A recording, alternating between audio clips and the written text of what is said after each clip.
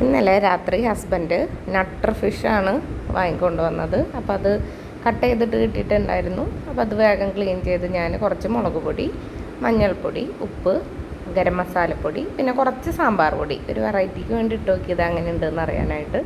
പിന്നെ അത് ഒന്നും കൂടി മിക്സ് ആവാൻ വേണ്ടിയിട്ട് ഒരു ഇത്തിരി വിനാഗിരി കൂടി ചേർത്തിട്ട് നല്ലപോലെ മസാല തേച്ച് വെച്ചു. പിന്നെ ഒരു അരമണിക്കൂർ കഴിഞ്ഞപ്പോൾ നമ്മുടെ അതുല്യ റോസ്റ്റഡ് കോക്കനട്ട് ഓയിലിൽ വറുത്തെടുക്കാനായിട്ട് വേഗം ചീനച്ചട്ടി വെച്ചു, വെളിച്ചെണ്ണ ഒഴിച്ചു. പിന്നെ വേപ്പില ബേസായിട്ട് ഇട്ടു അടി പിടിക്കാണ്ടിരിക്കാനായിട്ട്. എന്നിട്ട് മീനുകൾ നിരത്തി നല്ലപോലെ മീൻ വറുക്കാനായിട്ട് ഇട്ടു. പിന്നെ നാളത്തേക്ക് കുറച്ച് മാറ്റി വയ്ക്കുകയും ചെയ്തു ഫ്രീസറിൽ.